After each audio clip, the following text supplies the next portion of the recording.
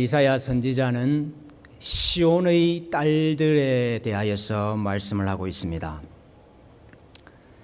시온의 딸들은 1차적으로는 예루살렘의 상류층 부인들이라, 여인들이라 그렇게 말할 수 있습니다만은 좀 더 넓게 이야기를 하면 예루살렘 거민들이라, 이스라엘 백성들이라 이렇게 말을 할 수 있습니다. 3장 16절부터 4장 1절까지는 이 시온의 딸들의 죄에 대해서 하나님께서 지적을 하고 있습니다. 그들의 죄를 요약을 하면 두 가지인데, 첫째는 교만이요, 둘째는 음란입니다. 16절 말씀에 시온의 딸들이 교만하여, 시온의 딸들이 교만하여 느린 목, 정을 통하는 눈으로 다니며 아기작거려 걸으며 발로는 쟁쟁한 소리를 낸다 하십니다. 목을 길게 늘리고 아마도 콧대도 높이 세웠을 것입니다. 이것은 자기 자신을 높인다 하는 것을 형상화하는 것입니다. 그래서 이것을 그들의 교만이라 이렇게 말씀을 하십니다. 정을 통하는 눈으로 다니며, 이것은 요염하게 윙크를 하면서 다닌다 이 말입니다. 음란함을 말하는 것이죠. 아기작거려 걸으며 발로는 쟁쟁한 소리를 낸다. 이 아기작거린다는 것과 쟁쟁한 소리를 낸다는 것이 구약 성경에 여기서만 사용된 단어예요. 그래서 이 뜻이 정확하게 무엇인지 참 알기가 어렵습니다만은, 이 보폭을 좁게 해서 걸음걸이를 빨리 하면서 교태스럽게 종종 걸음을 걷는 모습을 보여주는 것 같습니다. 그래서 길거리를 돌아다니면서 남자를 유혹하고 있는 모습을 보여주고 있는 것입니다. 교만한 마음, 음란한 마음은 내적인 상태고, 그 내적인 상태가 밖으로 드러날 때는 탐욕으로, 사치로, 또 화려한 치장으로, 거칠애로 드러나게 됩니다. 그래서 오늘 18절 이하의 말씀에 보면은 이 시온의 딸들에 대해서 자세하게 묘사를 하고 있는데, 교만과 탐욕과 또 사치와 거칠애로 가득 찬 여인의 모습을 아주 적나라하게 묘사를 하고 있습니다. 여러 가지 갖가지 의복과 갖가지 장신구로 자신을 꾸미고 있는데, 제가 다 헤아려 보니까 21가지가 됩니다. 21가지. 뭐 다른 건 다 알겠는데 우리가 잘 모르는 게 있어요. 18절에 보면은 발목고리가 있습니다. 발목고리. 발에도 고리를 하네요. 걸음을 걸을 때에 아마도 소리가 짤랑짤랑짤랑 나도록 만들어서 그 발 부분을 좀 눈에 띄도록 하기 위해서 이런 발목고리도 하고 다닙니다. 반달 장식도 있습니다. 반달 장식. 반달 장식이 뭐냐? 이것은 고대에 달을 신으로 섬기는 사람들, 월신을 숭배하는 사람들이 이렇게 차고 다녔던 장식품입니다. 그러니까 우상 숭배와 관련된 그런 치장품이지요. 20절에 보니까 향합이 있습니다. 향합은 뭡니까? 향수통을 말하는 겁니다. 향수통. 히스기야 당시에는 이 왕궁 보물 창고에 향수를 보관할 정도로 이 향수가 굉장히 값진 것이었는데, 이들이 향수통을 가지고 다니고, 호신부가 있죠. 호신부. 호신부가 뭡니까? 보할 호자에 몸 신자에 병부 부자. 그래서 이 신변의 안전을 위해서, 몸을 보호하기 위해서 가지고 다녔던 부적과 같은 것입니다. 호신부도 차고 다니고. 22절에 보니까 손주머니가 있네요. 손주머니는 뭡니까? 지갑을 말하는 겁니다. 지갑. 하나님께서 이사야 선지자를 통해서 그 시온의 딸들이 이렇게 화려하게 치장을 하고 이렇게 갖가지 것으로 자기를 꾸민다, 그러면서 왜 이렇게 구체적으로 21가지나 되는 항목들을 열거를 하고 있을까? 우선은 이것들이 이 이방을 섬기는 혹은 주술적인 역할을 하는 부적들이기 때문에 그렇습니다. 야곱이 자기 가족들에게 우리가 베델로 올라가자, 회개하자 그럴 때에 야곱의 가족들이 야곱에게 이방 신상과 자기 귀의 귀걸이를 빼가지고 다 주었다 그랬습니다. 이방 신상을 넘겨주는 것은 이해가 되는데 귀걸이는 왜 뺏어 줍니까? 그 당시에 이 귀걸이가 이방 신을 섬기는 그런 어떤 부적, 우상 숭배의 잔재와 연관이 되기 때문에 귀걸이도 다 빼가지고 줬던 것이지요. 그래서 이런 것들이 우상 숭배의 잔재이고 또 이런 것들이 음란한 도구이고 유혹하기 위한 장치들이다. 이런 것들이 너희에게 얼마나 많으냐 하는 것을 지금 묘사를 하고 계시는 것입니다. 뿐만 아니라 이러한 사치품들이 이스라엘의 가난한 자들이나 또 약자들로부터 빼앗은 것이고 강제로 부당하게 취한 것들이기 때문에 너희의 이웃사랑이 너희의 율법을 지키는 것이 어디 있느냐 하는 또 책망이 되겠습니다. 그래서 참 21가지나 되는 이 의복과 장신구들을 이렇게 일일이 나열을 하고 있는데 그래도 분명히 시온의 딸들이 아마 이렇게 말하고 다녔을 거예요. 입을 옷이 없다. 신을 신발이 없다. 아마 그러고 다녔을 거예요. 분명해요. 옷이 그렇게 많은데 입을 옷이 없대요. 신발이 그렇게 많은데 신고 나갈 신발이 없대요.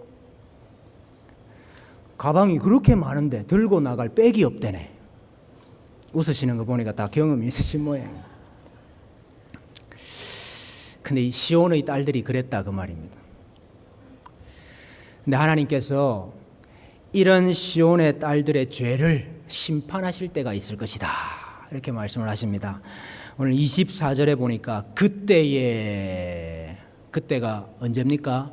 2장부터 나오고 있는 그날에 만군의 여호와의 날에 그 말이죠. 그날은 하나님께서 심판하시는 날입니다. 이방 나라들을 들어서 아수르를 바벨론을 들어서 이스라엘을 치시는 그날, 좀 더 궁극적으로는 로마를 들어서 예루살렘을 치실 그날을 가리키는 것인데 그때의 시온의 딸들이 어떻게 될 것이냐 17절에 보니까 시온의 딸들의 정수리에 딱지가 생기게 하시며 여호와께서 그들의 하체가 드러나게 하시리라 그랬습니다. 여기 정수리는 이마라 이렇게 번역할 수도 있습니다.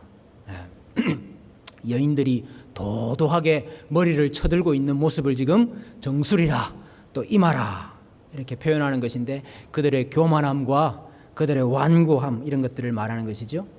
근데 그곳에 딱지가 생기게 하겠다. 이 딱지라는 것은 레위기에 보면은 문둥병이 걸려서 나병이 걸려서 생기는 상처의 흔적 이것을 딱지라 그럽니다. 그러니까 요염한 자태를 갖추기 위해서 온갖 것으로 다 치장을 하고 있지만은 문둥병 딱지를 이마에다가 정수리에다가 딱 붙여가지고 그들의 도도함을 그들의 교만함을 꺾어버리시겠다 하는 말이죠. 교만함에 대한 심판을 이야기하시는 것입니다. 또 하체가 드러나게 하시리라.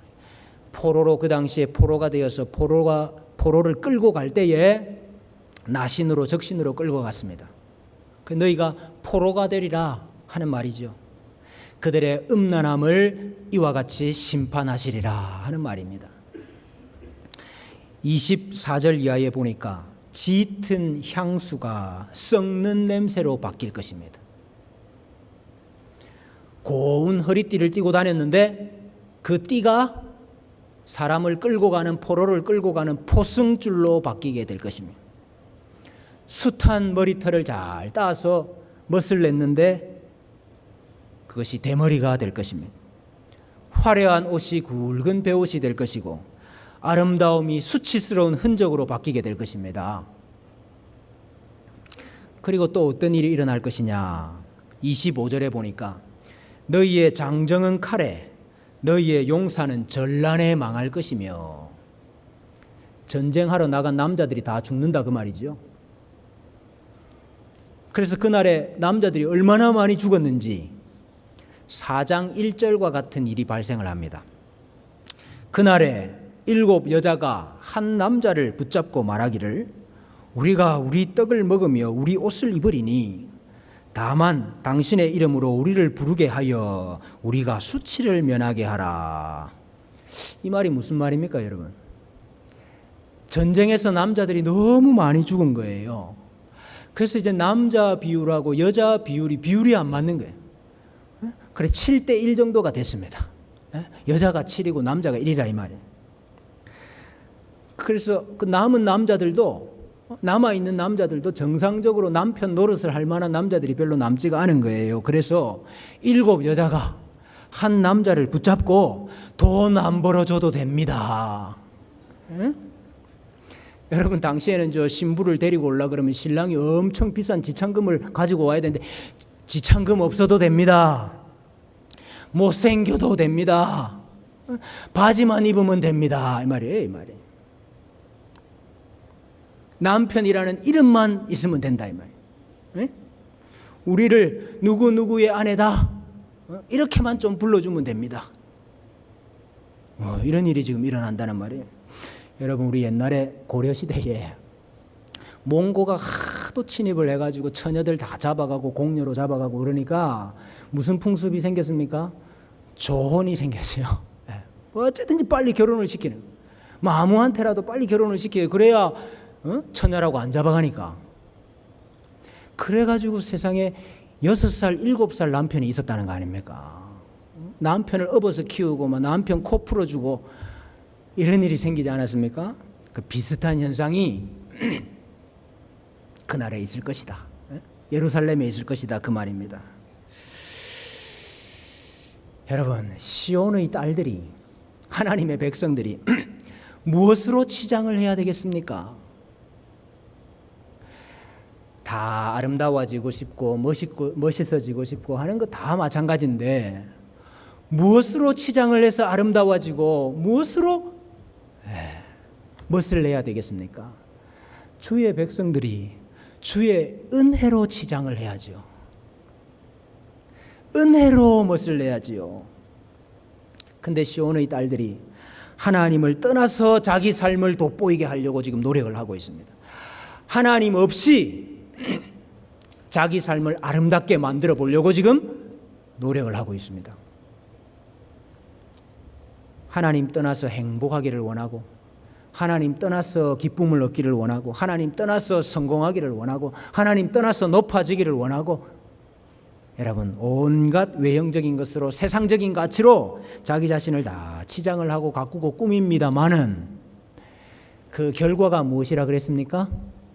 아무리 향수를 뿌려도 썩는 냄새를 가리지 못할 것이다.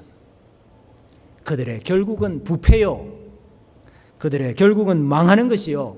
그들의 결국은 황폐해지는 것이다. 하나님께서 경고를 하고 있습니다. 하나님 떠나서 혹시 행복한 인생이 있습니까? 그날이 옵니다. 하나님 떠나서 내 인생을 아름답게 멋있게 만들려고 하는 분 있습니까? 그날이 옵니다. 우리가 하나님 만날 때는 각가지 치장한 모습으로 하나님 만날 수가 없어요. 왜냐하면 우리가 하나님 앞에 서면 하나님은 우리의 외모를 보시는 것이 아니고 우리의 중심을 보시기 때문에 그렇습니다. 우리 하나님 앞에서는 우리가 다 벗은 것으로 드러나게 됩니다. 그래서 사람 눈에 보기 좋고 사람 입에 칭찬 듣는 것 그거보다 어떻게 하면 하나님 눈에 보기가 좋을까 그 마음을 품고 우리가 살아야 될 줄로 믿습니다.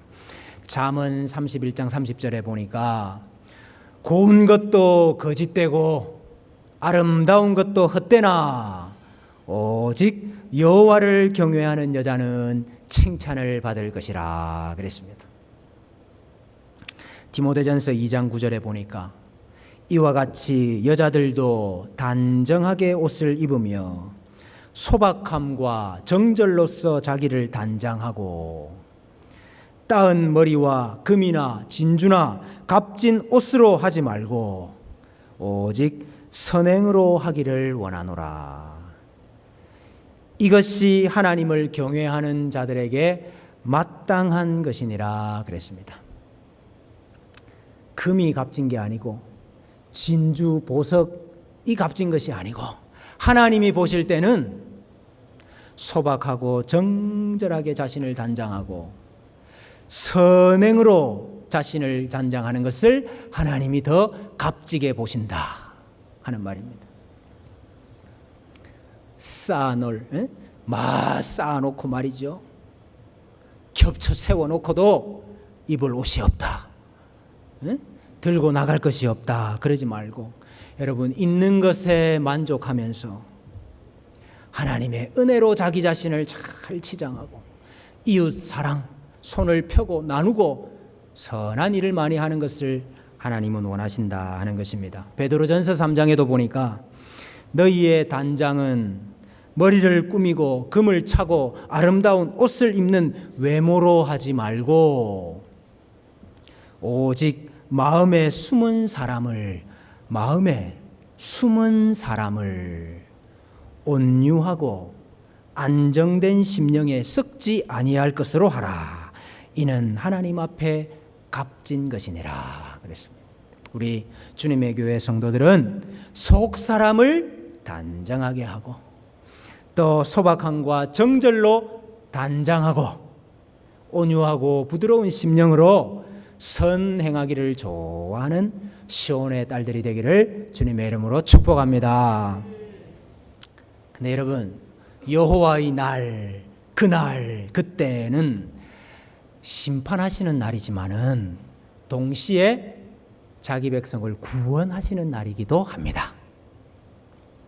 죄 지은 자들 다 진멸했다 이것으로 끝나지 아니하고 하나님께서 반드시 자기 백성을 정화시키시고 깨끗하게 하시고 회복시키셔요. 그래서 오늘 4장 2절 말씀해 보니까 그날에 여호와의 싹이 아름답고 영화로울 것이요 그 땅의 소산은 이스라엘이 피난한 자를 위하여 영화롭고 아름다울 것이며 그랬습니다. 주의 백성들을 새롭게 회복을 시킬 것인데 그것이 여호와의 싹을 통해서 이루어진다 그렇게 말씀하고 있습니다. 여호와의 싹이 무엇입니까? 이 여호와의 싹이라는 단어가 체마흐라는 단어인데요. 이게 구약 성경에 참 여러 가지로 번역이 됩니다. 예레미야 25장에 보면은 내가 다윗에게 한 의로운 가지를 일으킬 것이라. 가지라고 했는데 이게 체마흐입니다. 싹입니다. 그가 왕이 되어 지혜롭게 다스리며 세상에서 정의와 공의를 행할 것이다. 그날 그때에 내가 다윗에게서 한 공의로운 가지가 나게 하리니 이 가지도 싹입니다. 그가 이 땅에 정의와 공의를 행할 것이다. 스가랴서에 보니까 대제사장 여호수아에게 이렇게 말씀하셔요. 내 동료들은 내 말을 들을 것이니라. 이들은 예표의 사람들이라. 내가 내 종 싹을 나게 하리라. 여기도 내 종 내 싹을 나게 하리라. 만군의 여호와께서 이같이 말씀하시되 보라 싹이라 이름하는 사람이 자기 곳에서 돋아나서 여호와의 전을 건축하리라. 그래서 이 여호와의 싹이 누구냐? 1차적으로는 하나님의 심판을 받아서 바벨론의 포로로 끌려갔다가 하나님께서 다시 다 돌아오게 하시고 회복시키셔서 예루살렘을 다시 짓고 성전을 다시 세울 그 남은 자들을 여호와의 싹이라 그렇게 말하는 것입니다. 그러나 궁극적으로는 참 성전이 되셔서 이 땅에 오신 이새의 줄기에서 나신 싹, 메시아 예수 그리스도를 가리키는 말씀인 것입니다. 그런데 그 싹이 아름답고 영화로울 것이라 그랬어요. 여러분 아까 시온의 딸들이 자기 자신을 아름답게 만들기 위해서 영화롭게 만들기 위해서 얼마나 노력을 다 했습니까? 근데 그 노력들은 사실은 다 헛된 거였죠.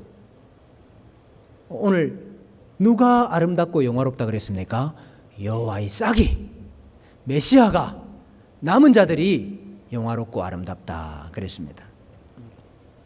우리가 진짜 아름답고 우리가 진짜 영화로울 수 있는 것은 메시아, 여호와의 싹이신 예수 그리스도 안에 있을 때, 그때 아름답고 영화로워지는 것이죠. 그 땅의 소산도 영화롭고 아름다울 것이며, 그 땅의 소산은 무엇이냐? 이것은 메시아가 오셔서 구속의 사역을 행하시면은 이루어지고 성취될 하나님 백성에게 맺힐 영적인 열매들, 그것을 땅의 소산이라 그렇게 말씀하고 있습니다. 아름답다는 단어가요, 구약 성경에 보면은 가나안 땅을 묘사할 때 많이 사용이 되었습니다. 하나님께서 약속하신 가나안 땅에 하나님께서 주신 온갖 풍요, 그것이 가득하게 되는 것, 그것을 가리켜서 아름답다 그랬거든요. 그래서 오늘 이 말씀은 메시아가 오시면 약속하신 땅의 풍요, 아름다움, 영광을 회복시켜 주실 것이다 하는 말씀인 것입니다. 근데 이 영광, 이 아름다움, 이 구원을 누가 누릴 것이냐? 2절에 보니까 이스라엘의 피난한 자들, 재난을 당했지만은 그 재난의 위기를 모면한 자들, 또 똑같은 말이 3절에 나옵니다. 시온에 남아있는 자, 예루살렘에 머물러 있는 자, 예루살렘 안에 생존한 자 중 기록된 모든 사람이라. 이 다 같은 말입니다. 이스라엘에 피난한 자, 시온에 남아있는 자, 예루살렘에 머물러 있는 자, 예루살렘 안에 생존한 자 중에 기록된 사람, 다 같은 말인데 남은 자들을 가리키는 거예요. 근데 이게 다 수동형이에요. 수동형. 내가 스스로 남은 게 아니고 하나님께서 심판 가운데서도 남겨두신 자 이 뜻입니다.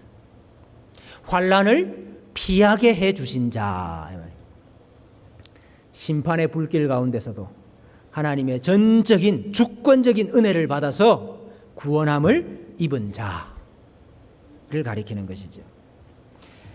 생존한 자 중에 기록된 자 그랬는데, 기록된다는 이 말도 수동형이에요. 내가 내 이름을 적는 게 아니고 하나님께서 이 사람은 살릴 자다, 이 사람은 은혜 받을 자다, 이 사람은 회복시킬 사람이다, 기록한 사람. 하나님께서 구원하시기로 택하신 자, 은혜 베푸시기로 선택한 자, 남은 자들이 이 하나님의 은혜를 받는다 하는 말입니다. 메시아가 오시면 이 남은 자들에게 어떤 일을 행하시느냐? 시온의 딸들의 더러움을 씻기신다 그랬습니다. 무엇으로 씻기시느냐? 심판하시는 영과 소멸하는 영으로 그렇게 하시겠다 했습니다. 여기 소멸한다는 단어는 싹 다 치워서 없앤다 하는 의미가 아니고 불로 태워서 불살라 없앤다는 뜻입니다. 그래서 이 두 가지가 다 불과 연관된 용어예요.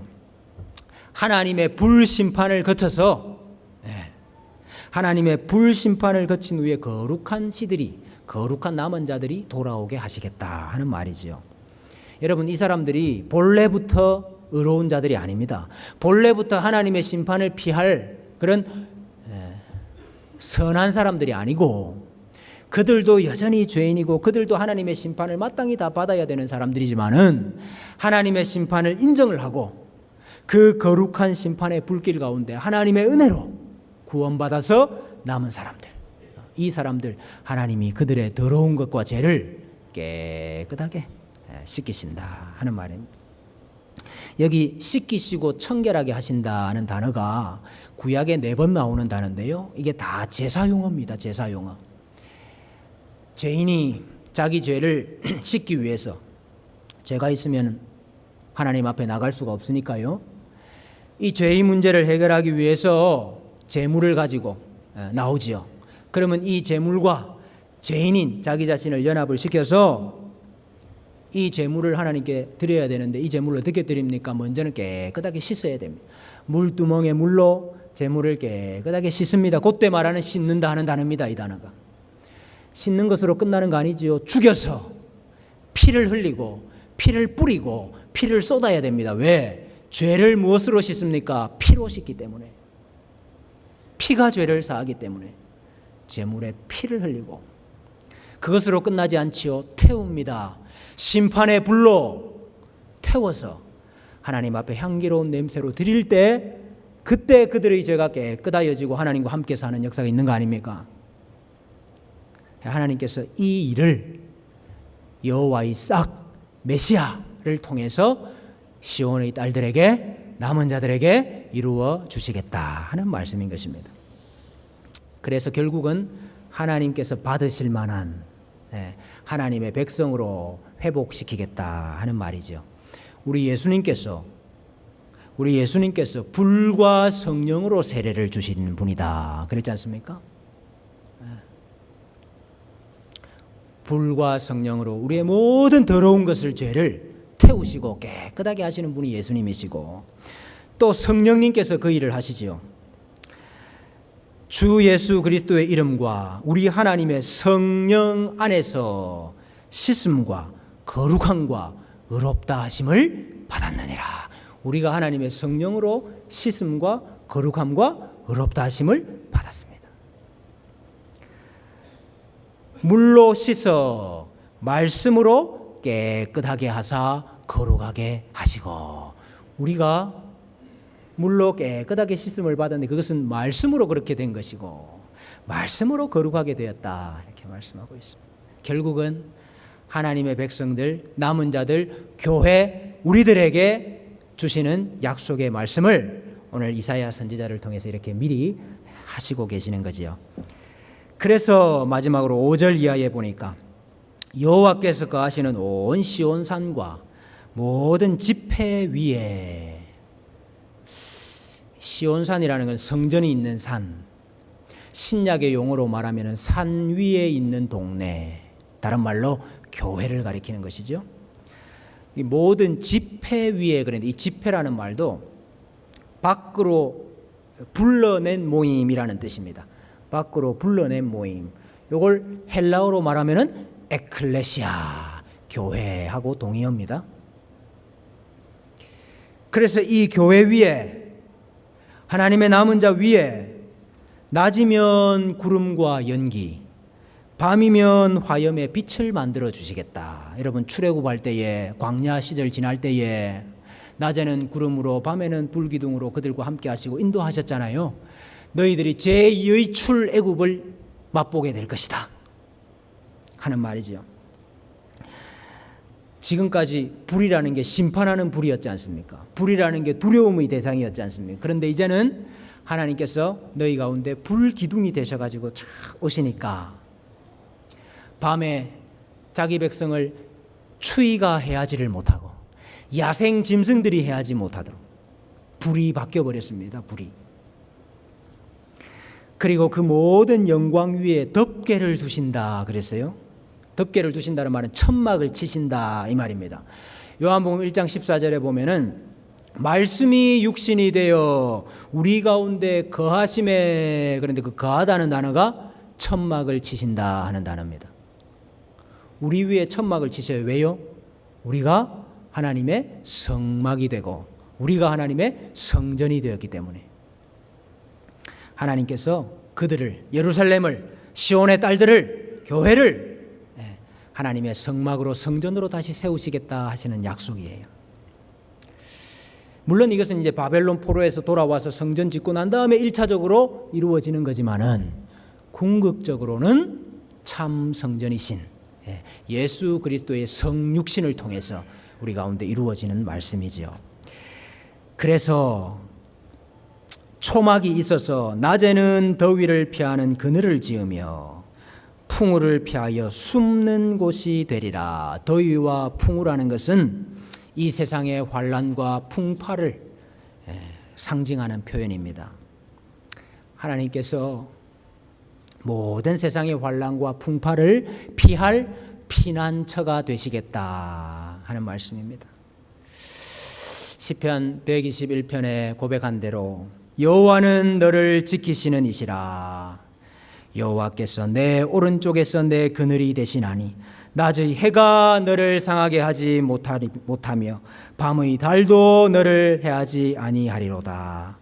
여호와께서 너를 지켜 모든 환난을 면하게 하시며 모든 환난을 면하게 하시며 또 내 영혼을 지키시리라. 여러분, 하나님의 심판에는 목적이 있습니다. 하나님의 징계에는 반드시 목적이 있습니다. 그것은 우리를 회복시키시는 거예요. 하나님께서 거하실 만한 하나님의 집으로 우리를 깨끗하게 만드시려고 하는 목적이 있는 것입니다. 여호와의 싹이신 우리 예수님께서 우리를 하나님과 함께 거할 수 있는 집을 만들기 위해서, 집으로 삼기 위해서 때로는 불로 우리를 태우시기도 하시는 것입니다. 때로는 우리를 징계하시고 때로는 우리를 아프게 때리시기도 하시는 것입니다. 그래서 우리가 때로는 적어지고 때로는 작아지고 때로는 쪼그라들기도 하는 것입니다. 그래서 때로는 우리가 병들고 아프고 힘들고 괴롭고 어렵고 힘든 일들을 많이 겪기도 하는 것입니다. 방해하는 자들이 많고 대적이 많아질 때도 있습니다. 그러나 주께서 인생으로 고생하게 하시며 근심하게 하신 것이 본심이 아니시라 그랬습니다. 하나님이 우리를 때리시는 것 그 자체가 목적이 아닙니다. 무릇 징계가 당시에는 즐거워 보이지 않고 슬퍼 보이나 후에 그로 말미암아 연단받은 자들은 의와 평강과 의와 평강의 열매를 맺느니라 그랬습니다. 여러분, 하나님의 징계와 환난과 또 풍우와 더위 가운데 계신 분들이 있습니까? 하나님께 소망을 두는 사람은 환난 가운데서도 소망이 있고 어려운 가운데서도 살 길이 있는 줄로 믿습니다. 우리 하나님께서, 우리 예수님께서 모든 더위를 피하며 풍우를 피하는 피난처가 되시고 낮에는 구름으로 밤에는 불로 우리를 인도하시고 지키시고 동행해 주실 것이기 때문에 그렇습니다. 심판 후에는, 징계 후에는 반드시 하나님의 영광이 우리에게 임하실 것입니다. 여호와 하나님께서 거하시는 시온산으로 우리를 우뚝 세워주시고 영광의 덮개로 우리를 덮어주셔서 우리 안에 주의 영광으로 가득한 역사가 일어나게 될 줄로 믿습니다. 여러분, 연말에 시온의 딸들에게 있었던 더러운 것, 죄, 교만, 탐욕, 사치, 거칠에 있다면은 여러분, 이 해가 다 가기 전에 다 치우십시다. 다 회개하시고 우리 깨끗하여지시기를 소원합니다. 그래서 하나님 앞에서 새로운 시온의 딸로 회복되고 거듭나는 역사가 있으시기를 주님의 이름으로 소원합니다.